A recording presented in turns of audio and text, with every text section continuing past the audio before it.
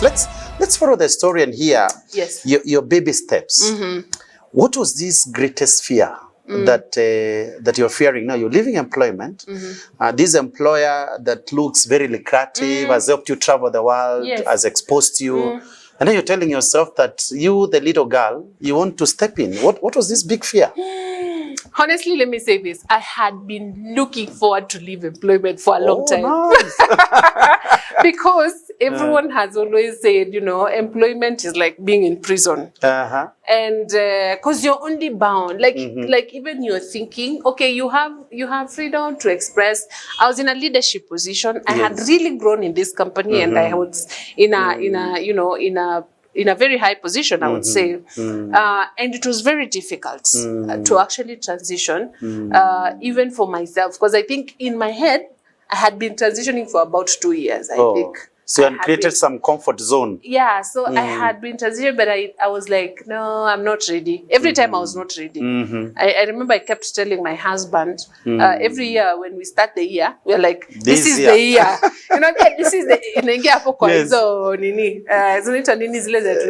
yes, the goals. Yes, we write there, one of the goals, transition this year. So, and the way I wanted to transition my from employment, I wanted it to be a bit more smoother and get into like being a consultant also, because while I was working with this organization, I was not publishing anything because I was very busy also at work. So I really didn't have the time to do at the independence, do what. Because I used to have there is a prison. Yes, the yes, prison. because you don't so have, busy. like, hauna you have no time for yourself. Hata hiyo kuandika vitabu. I had ideas. I had, but by the time I get home, remember I have a family, and for that reason I have a very young family, and because my children, my firstborn is just 7 years old, and my secondborn is 4 years old. So you can imagine that time. In fact, me, I think my children, I have raised them knowing that they know mommy might go anytime. Anytime, you know, you're at home and they're like, every time they see a suitcase, they're like, they know you're on a move. Yes, you're on the move. And I remember like leaving my son. The youngest I think I left was about 6 months or 7 months. So they were very young. I've really raised them when I'm traveling. But let me tell you, I transitioned. You've asked the fear. Yes. Of course, there are fears of transitioning from employment because, like, first of all, salo hakuna kungoja ati salary inakuja. Yes, end month there's nothing coming your way. You're the end month. You are the end month yourself. If you did not work, then you are the end month yourself. But you know what? I had that fear, but I felt like I had been praying for so long for the transition, and I felt like God basically like told me, my daughter, because there was a day I really had that clear voice of God telling me, now it's time, move. I will take care of you. Do not, actually, there was a verse that came and he told me, do not be afraid, move. And I moved. And let me tell you, God has been faithful. Wow. As soon as I transitioned, so I wanted to be a literary agent. Of course, it's very, you know, getting to the global space. I still had connections that I had made and all that stuff. But it was, I didn't rush to, like, you know, connect with people in that space. I just transitioned. I was like, I'm going to become a publishing consultant first before I even register my company and all that. And then later I was like, let me register. And then, you know, so while I'm doing that, so when I transitioned, God sent people my way. Wow. Wow. You know, it's really funny because the first month I was like, so where are we going to get the salary? Like, rent. Okay, so is it going to be my husband paying for everything? At least he's still employed and he's been blessed. He can still pay for some of those bills, but it will be too much, especially when we are paying for school fees as well. And when you are used, of course, to two incomes coming in. Yes, two incomes, and then one is gone like that. And I remember, you know, I would tell you a bit because about, you know, sharing the information out with the family, because that's another thing. But when I decided and said, I'm not going to look for a job. I am not going to, if I am going to look for anything, it's becoming a consultant.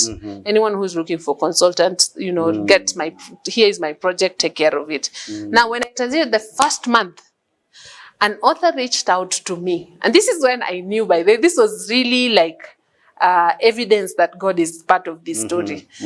An author reached out to me. That author, I worked with him Kitambo when I was at Queenex. Kitambo, that was like almost 12 years or 13 years later on. This guy reaches out and tells me, Mercy, you know what? I used to work with you. And you're the one who handled my project then. Now I have more books and I want you to be the publisher of my books. Remember, I have not registered the company at that time. So he says, I want you to edit my books and I want you to handle my books. Wow. I was like, this is God. And this guy sent me the manuscript and he asked me for my email address. Hata sina niko na ile email address personal, Gmail. Niko like, oh, okay. Nikamtumia email, hata akuuliza maswali, akanitumia manuscript. And then after some few days, another lady calls me. Someone I had met sometime, very, very long time ago, calls me from University of Nairobi, tells me, Mercy, by the way, you used to be an editor. Are you still an editor? I'm like, yeah, I'm still doing editing. I'm still doing it. And she says, there's a lecturer here who is looking for a publisher. Can I give them your contacts? And I'm like, yes, please do. Yeah, please do. And that's the first month. First month. Nikamwambia peane contacts. And then nikamwambia, actually, nipe contacts. Hata unaweza chelewa. When nitumia contacts, I will reach out. And she actually gave out my contacts. And that person reached out, the lecturer reached out to me. And this lecturer reached out to me and told me, now, I have a project. I have done a project with a faculty project. But you have to do a tendering process. It's a tendering thing. So he asked, where I don't have the company documents. Nothing. I have not registered my company at that time. Yes. So I rush to register a company quickly. At least nowadays you can do searching and online and all that stuff. I register my company very fast. The only thing that took me longer was the bank, because the bank, because it's a business, they have to do some verification, and so it takes a while before. So that is the only thing that took me a while, and I had to decide to use another company to apply for this. Imagine this institution. They told me that lecturer, is just God. He's just God. And I told him, I was just open. I told him, I've just registered a company, but I still do not have, because they had a long list of requirements. I'm sure you are familiar with those tendering processes. And then I told him, I don't have all these papers. So what do I do? So he tells me, do you have another company? I'm like, oh, I started thinking about it. And then I remembered we had a studio somewhere. So in fact, he called me. When he called me, my name came out as with unajua nini Trukola inaleta jina ingine. So ikamletea studio, Octave Studios. We have a studio in town. And then he says, but your name comes as Octave Studios. Why can't you use that? Why can't you use that one? I was like, oh, I can use that. Why not? So I applied using Octave Studios, and that is how so I applied. I went through the tendering process and I won. Wow. The tender. Wow. Now, see, this is God. Wow. I'm like, this is God confirming to me, like, Mercy, you're in the right place. Keep going.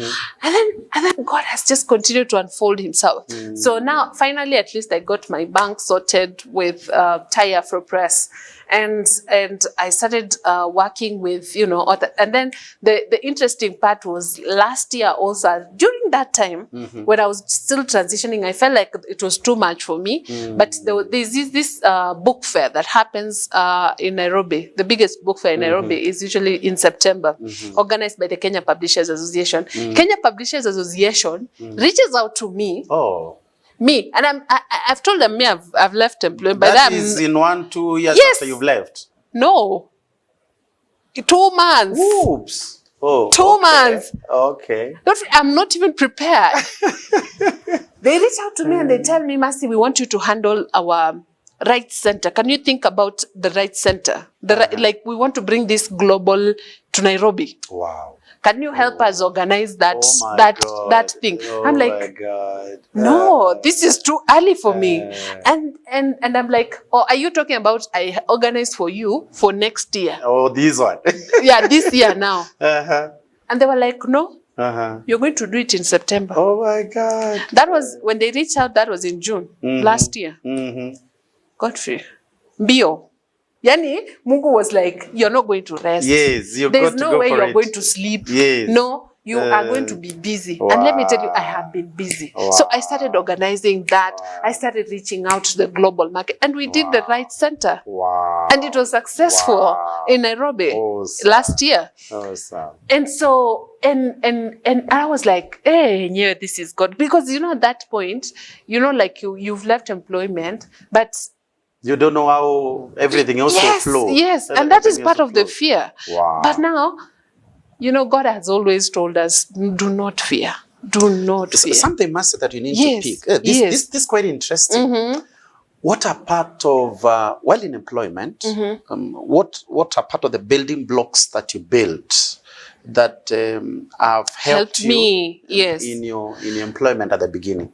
I think you've raised a very good question. And I felt like even the transition, it was because I think inside me, I had the confidence that if I have helped this company to grow its business, in fact, I helped it to grow its business in another country. Wow. So if I have helped them to grow that business, I can do it. You have the capacity to do your own. I have the capacity to do my own. And I was like, this is the time, because time is also moving fast. And so, you know, like the leadership, when I was working, and because I was very when I have committed to do something, when I have, like, you know, I have said I'm going to do this, I will put my feet and everything inside and do it faithfully as God. Because for me, working there, it was God who had put me there. And so me going to work there, first of all, I was accountable to God, you know. So besides everything else, I did not expect anyone to supervise me because I knew I had the greatest supervisor. And so when I knew that, you know, first having the discipline, so having that discipline within and knowing, you know, you know, when you build a business, it really requires commitment, personal commitment. Because before people trust you, before people have confidence in you, you have to have committed yourself to doing something. And so that commitment that I built, of course, the experience that I had built, the relationships. Oh my goodness. Let me tell you, relationships. Actually, like the first lady, it is because of a relationship that you built well in Queenex. Yes, in Queenex. In fact, that is the first contact that reached out because of the relationships. So relationships is really important. In fact, don't put yourself as an extrovert. Not extrovert, introvert. Useme ati mimi siongeleshangi watu by the way sijui nini. Build on the relationship. And I'm talking to you, you as a viewer. You're probably in employment and you're thinking of like starting a business or anything. Make use of the relationships around you.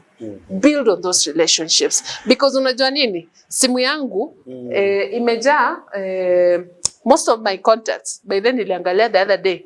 Everything ends with author. Sasa niki-update kwa status. Unajua ni nani wanaangalia status yangu? Ni authors. Yes. Because now they get the information like, oh, you started a company. Oh, you're doing this. Oh, you're no longer. Oh, so that's how they get the information. And now, and because you built, and in fact, because people reached out to me, it's because of the relationships. Wow. So it's good to take care of the relationships that you have within that period. So actually what you're telling us is, and what you're telling the viewer, is that the opportunity that you have in employment, use it very well. Use it very well. Don't say that you're working for your boss or you're working for somebody else. Actually, you're working for your own self. It's actually working for your own self. And you have the biggest boss looking at you. Yes, looking at you. Great. So let's think. So what are you doing up now? Tell us about now. So right now, I am doing quite a lot. So Tai AfroPress. Yes. This is God has been so gracious to us. And now we are working with, you remember the the rights center that we organized for the Kenya Publishers Association last year. Yes, and my number, now the number of the company is what I used to communicate at that time. So now, because you've come through a bigger organization, there's bigger trust, and people are like, now I think I can talk to you. And then I brought authors together into that rights center, and that's how we started rising. And so with that, we started working with authors, and I started telling them, hey, we are working with self-published authors, authors who have, self-published books. These are people who do not want to be really like, okay, you have a publisher who has published your book, but you have all the rights for your book. So you can distribute, you can do whatever you want. So we work with those ones, and we help them first. So we do publishing. Let me start there. We do publishing. So we work with self-published authors.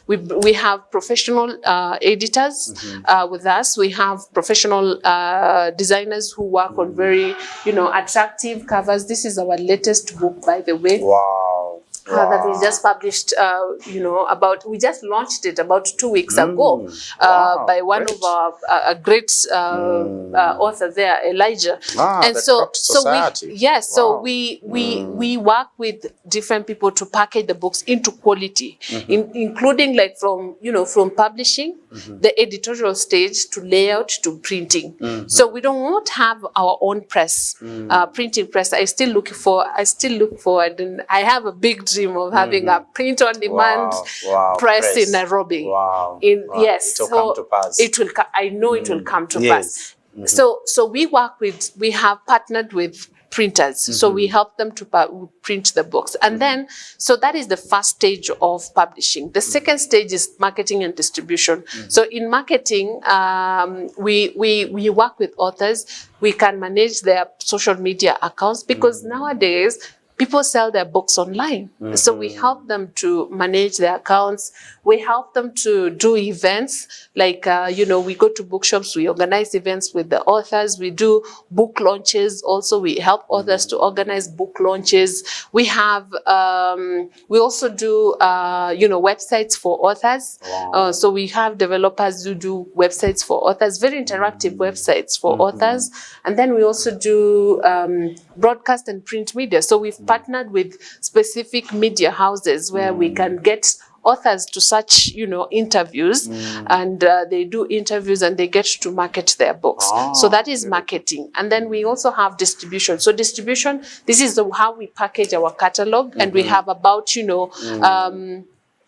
right now we have about 35 titles or 40 titles in our catalog, and that's God. And so we have those titles, and so we work with booksellers. That is our first. We don't really, I can't say that we do B2C. B2C is B to customer, like us to customer. But we didn't want to position ourselves in that level, because we felt like we can support the bookseller instead of us. So us, we deal with B2B. So we go to booksellers and, booksellers around town, and especially those who support self-published authors. So we help publish, and when we go to a bookseller, as one publishing house with all these books from independent authors, tunawarahisishia kazi, because now they don't have to deal with moja.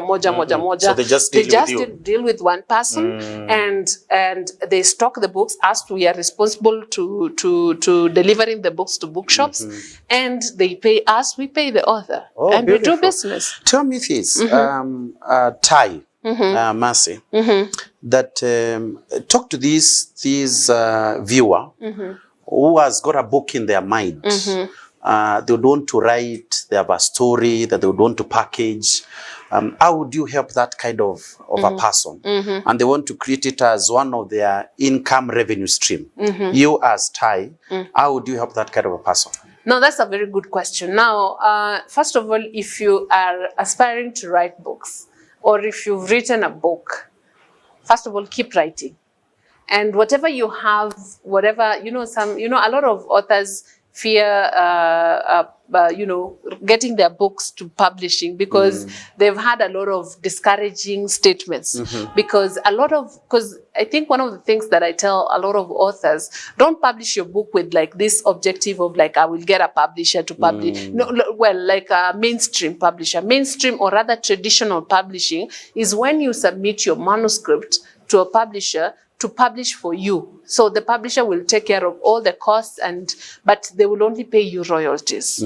Now that one takes a very long time, my dear viewer. That one, I can tell you, because I was there in that position as well at some point. I was a publishing manager, and we used to receive thousands of manuscripts, and we couldn't publish all of them. So, and that is why Tai AfroPress, we created Tai AfroPress for you. So that after you're done with your manuscript, we can even give you a free review of your, like, analysis of your book, and tell you, we get an editor to look at your manuscript. They can give you feedback. They give you constructive feedback on how you can improve your manuscript into a level where we can publish it. So once we've gotten into that level, now we introduce you to like, okay, for editorial, this is what it needs to take. This is how long it will take for cover design and all that. So we walk the journey with you from the beginning to the end. And the end for us is when the reader has that book in their hands. And when the reader has the book in their hands, that is when you make your money, because the reader would have paid for that book. And we not only work with, because I've been at least I have the advantage of working in the digital world. So I have ideas on the digital platforms that you can also utilize to make more revenue through digital platforms. And audiobooks, by the way, audiobooks is really a huge thing in the rest of the world. Ebooks. And then, of course, we have other formats. Like now, when you talk about rights, we have TV. Did you know, by the way, that most of these movies that we watch, really, really lovely movies that we do, did you know that they actually started as a book? Oh, and then it's converted into a movie. Yes. So most of these movies that we watch, there is a book somewhere that someone wrote. And those are now rights that you can think about. And that's part of what I am now representing authors.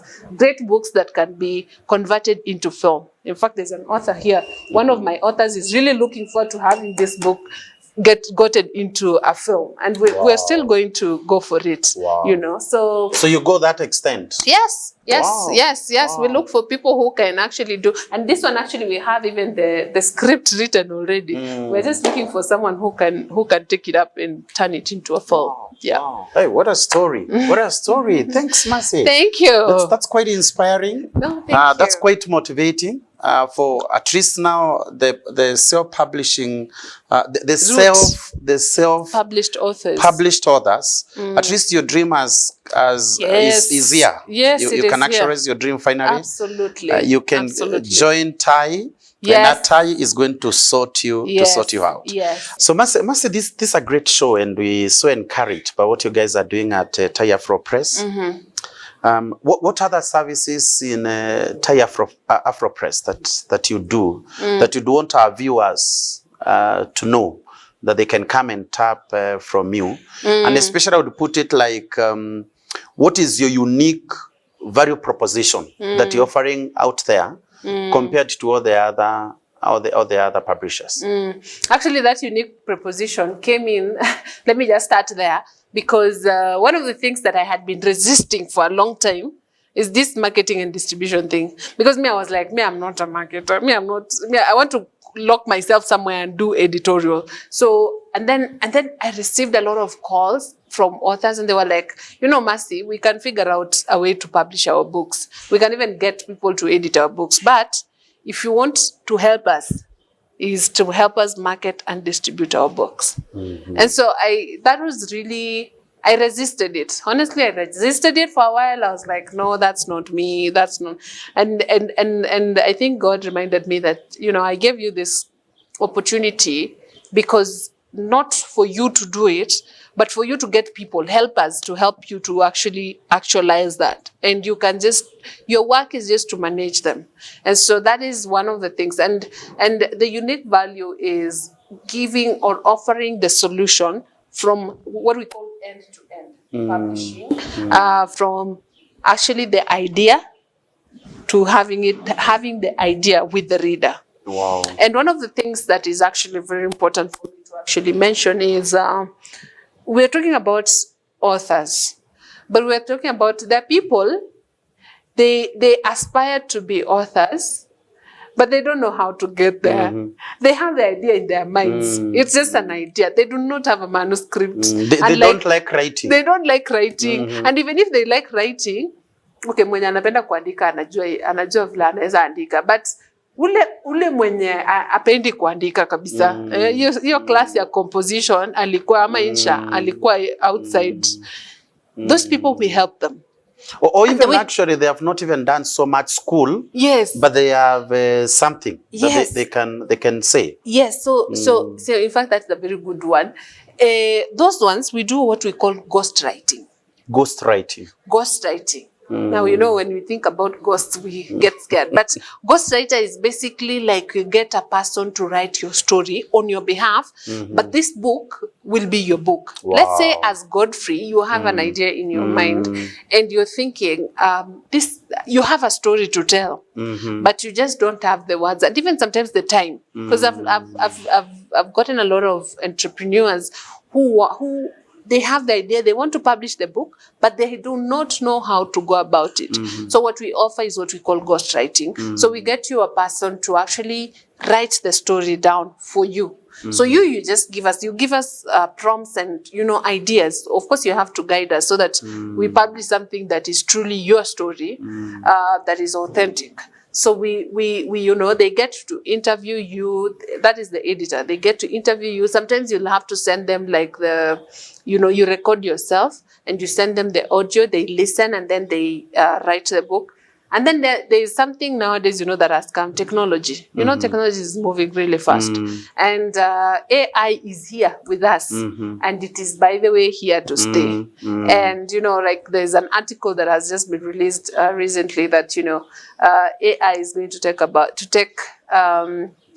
the position of publishers, and publishers will be useless soon because AI can now do a lot of things. AI, the only thing AI cannot do is sell, I think, but it can actually publish a book. It can even do the layout and everything. Wow. But now it's to know how to use that technology. Yeah, we need to figure out how to use that technology, because even as we write books, in fact, one of the things that I'm planning to do is to, when we are publishing books, I'm exploring using AI. And I know some people might get scared.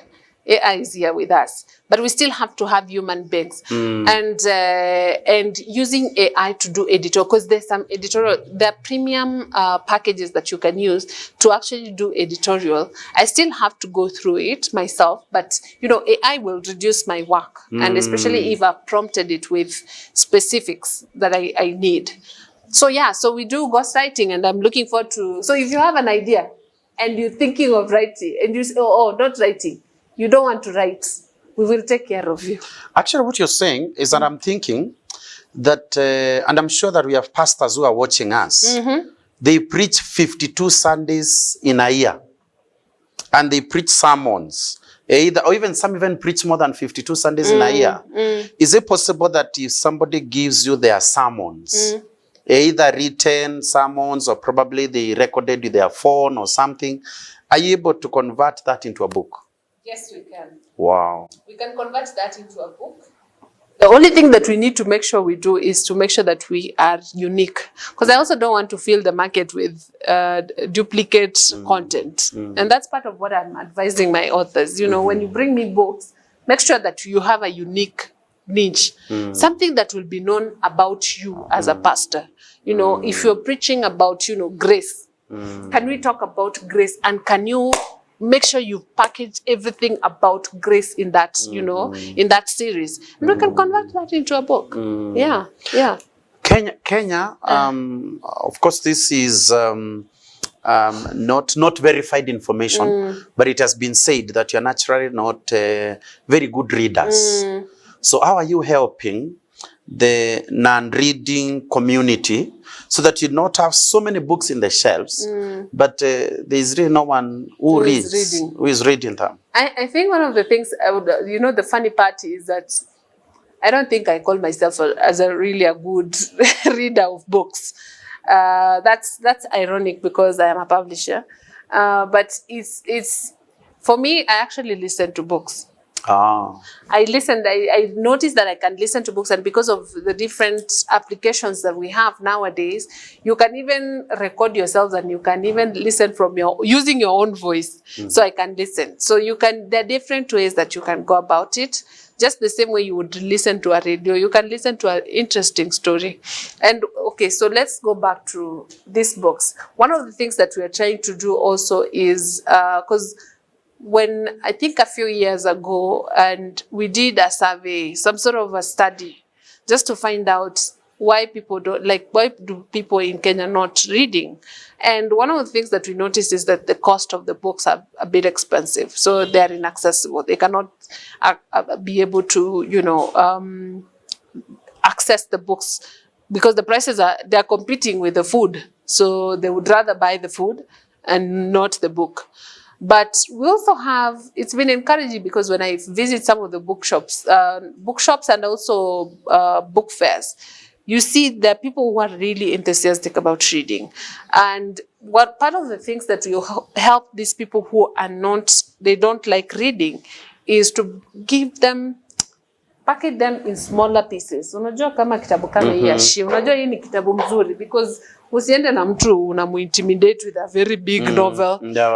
Just package book into smaller, packages like this, and also make sure that they are very interesting. Make sure that the font is good. Make sure that the paper quality that you're printing on is also very good, and just make sure that the packaging is well thought and market it, because tell people about it and figure out how, and that's why we are using social media for us, and it's really working. We're getting orders from people and reaching out to us.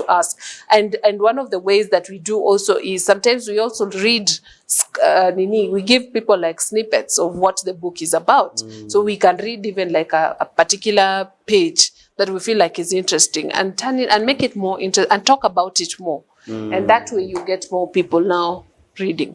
Great. Last right for me here is what is the untapped space in this sphere, in this business line of writing books and people creating it as a revenue stream.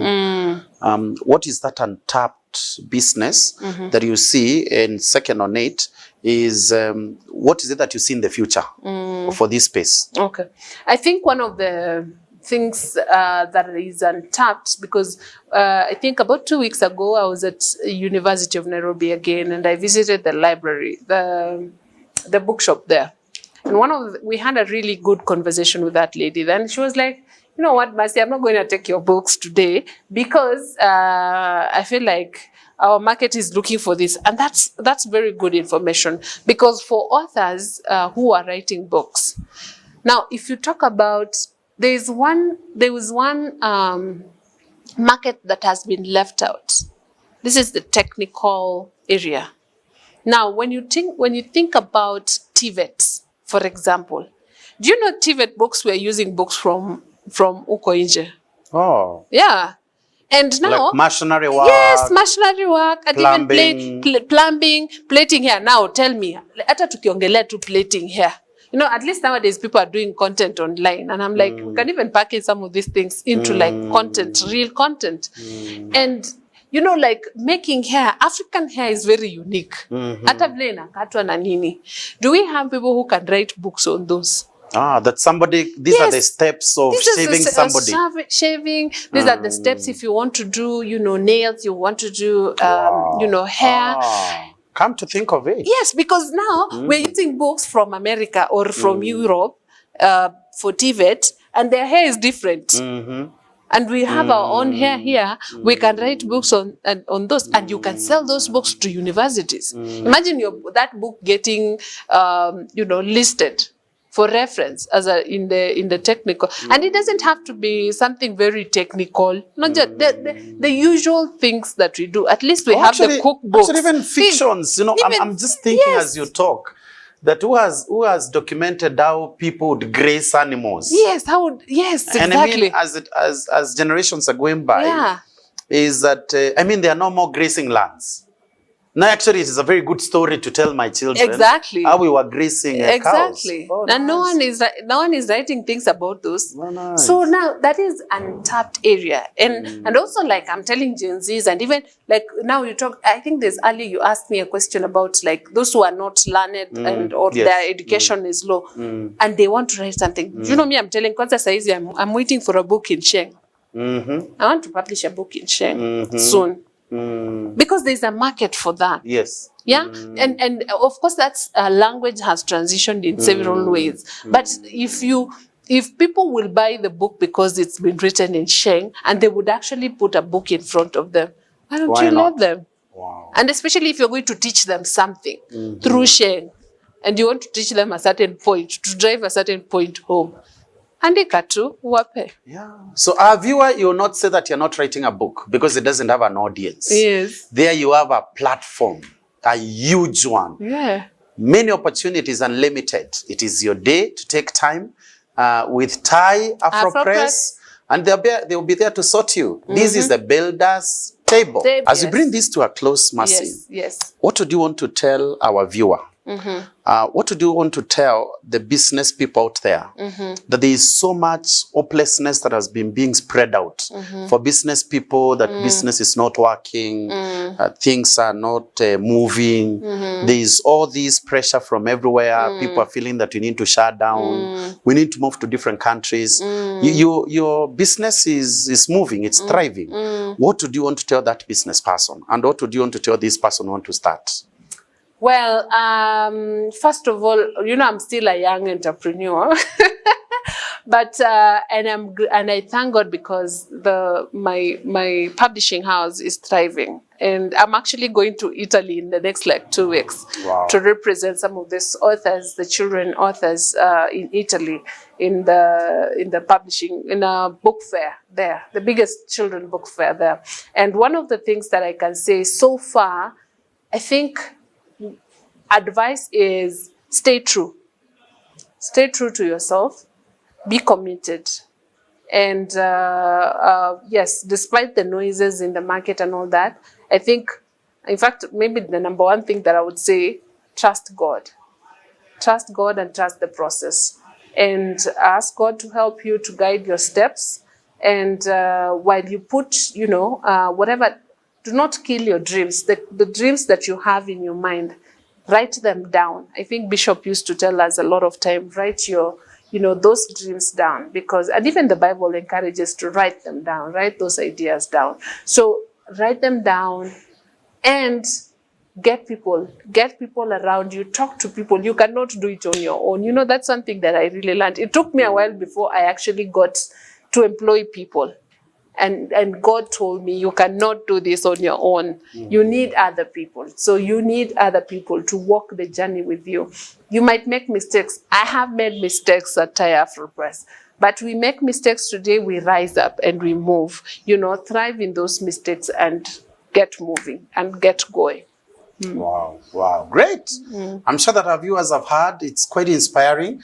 If they want to get in touch with you, how can they get in touch? Yes, you can get in touch. You can actually get in touch with us. We have a WhatsApp line, 0768177691. That's our WhatsApp line. If you want to publish your book, you've written a manuscript, you want to get in touch, or if you've written a book and you're wondering how to get it to the market, you can also get in touch with us through that line. You can send us an email. You can either do Mercy, MERCY @taiafropress.com or taiafropress@gmail.com. Wow. Thank you so much, Mercy. It was really nice to be here and sharing the story. What an inspiring story. What is an impact in the society. We are so grateful today for hosting Tai AfroPress. Yes. AfroPress, led by their director, Mercy Kirui. It has been such an inspiring story. Thank and you. Such a moving story. Thank you so much, Mercy, for taking the bold step. It was nice. To get yourself out there and to move things. And especially what you're doing with the children. Yes. I love those children. And I am passionate about children. Oh my goodness. You should see me writing children books. I would. And I think the good thing I do it at night is that no one will disturb me. Like I will just concentrate there. And then in the morning, you know, because my children use my books. Oh, nice. The children use my books and I get feedback from them. I see them using the books and it gives me so much joy. Maybe a little bit as we get out of this show. Where would you get the children books? Oh, they're available in bookshops. Oh my goodness, they're even in the supermarkets. Go to Naivas. If you go to Naivas in the books section, just look for children kindergarten books written by Mercy Kirui. That's the name. Some of them I've added my children book names there, but Mercy Kirui will be there. So you can get them from supermarkets. You can go to Textbook Center. You can get them from any mainstream bookshop around you, near you. Just go there and you'll get them. Great. Thank you so much. Thank you, our viewers. Thank you for taking time to listen to us at the Builders Table. Yes. This is where we interview and we have an interaction with the entrepreneurs as they share their story, how they have built their businesses. And for you today, thank you for taking time to watch and to listen to us. Looking forward to this show next time. Keep tuned, keep in the same show, and this has been brought to you your way by Godfrey Mwenda of Peace Momenters. Thank you and bye-bye. See you next time.